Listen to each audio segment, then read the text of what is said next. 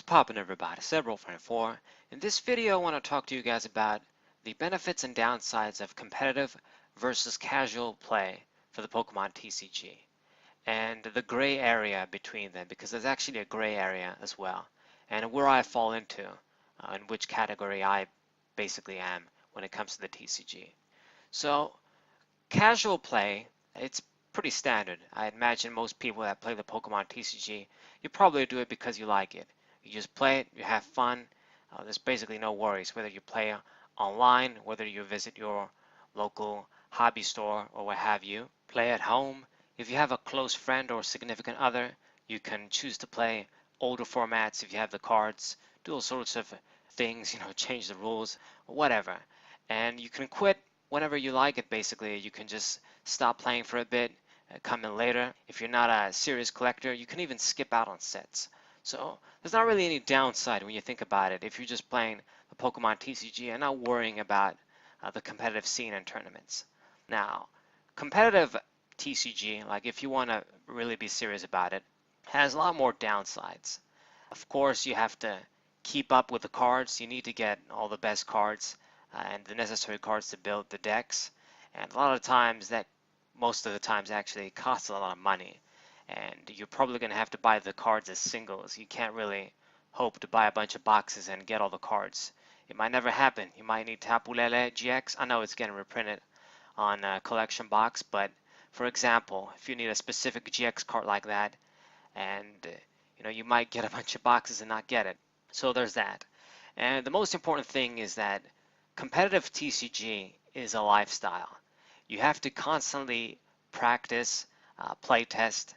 You can't just stay idle for too long because you lose your touch. You don't know exactly what are the trends, the decks, and you can't really be rusty. You have to keep playing, and the way it works, like the tournaments with the point collecting as well, it's if you really just want to be serious about it and make it, let's say, to World Championship or Nationals and these sorts of tournaments.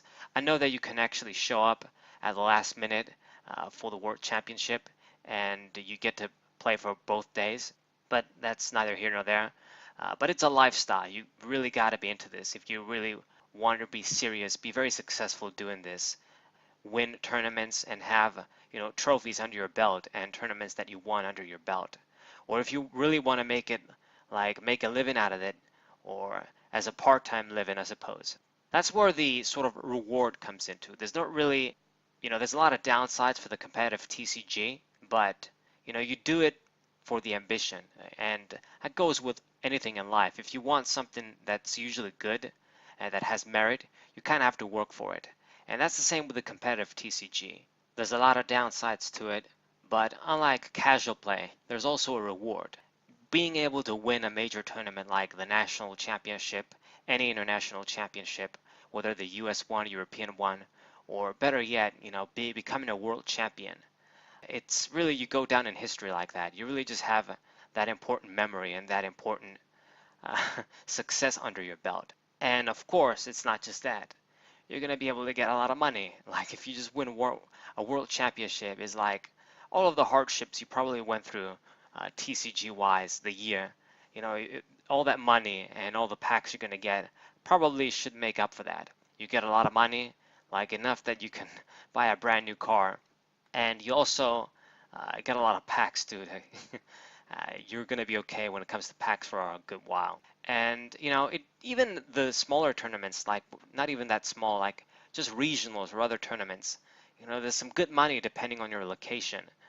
For you guys that are in the US and in places like Europe, basically almost anywhere besides my country, you can make money and even be sponsored by companies or just be asked to write on websites like PokeBeach, like that Stefan Ivanov guy, the French dude that won the US National Championship this year.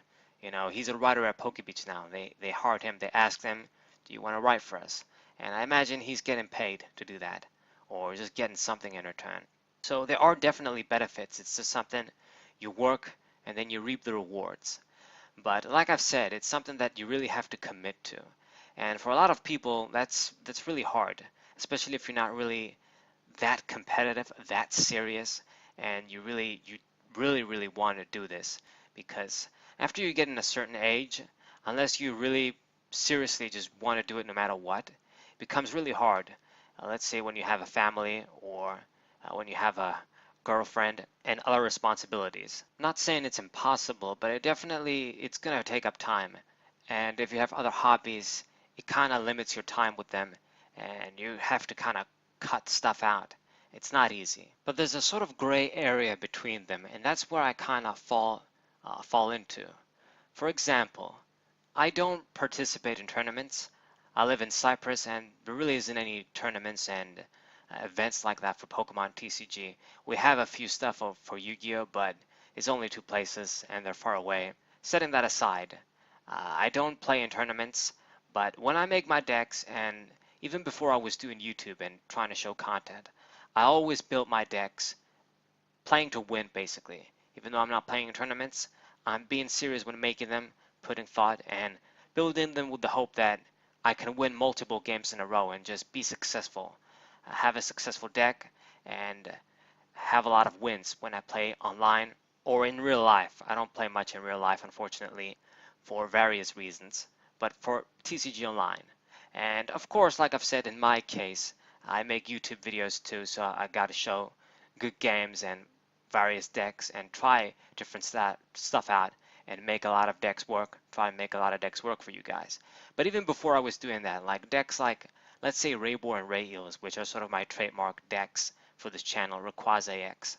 I've been trying to make them work, like I've been playing them and adapting them for every format, basically since they got released, since like, 2012, 2013, when that deck kind of became a thing, Raybor, let's say. For Ray Eels, I built that and started using it kind of after its time when it was only an expanded deck. But the point that I'm trying to say here is that you can be serious, a serious player, even if you don't participate in tournaments a lot or ever, basically.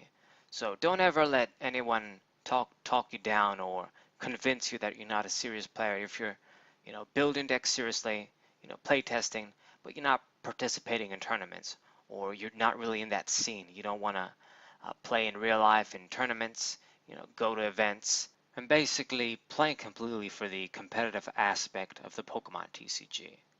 So to kind of summarize the point of this video, there's no drawbacks playing casually, and there's a lot of downsides playing competitively. But if you're playing competitively, there's also that reward that you can get, sort of the prize at the top if you manage to get it.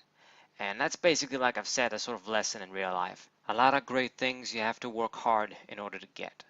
So I think this video is a wrap. I hope you guys enjoyed it. If you're not subscribed to my channel, now is as good a time as any to subscribe. Whether you're interested in competitive content or just casual content, I should have something to cover you. Meta stuff, and I cover a lot of the more classic aspects of the Pokemon TCG, like from past eras and stuff. All sorts of videos. And hope you guys enjoyed. Hope you guys subscribe. Leave a like. Share this with your friends. Cerebral94. What up?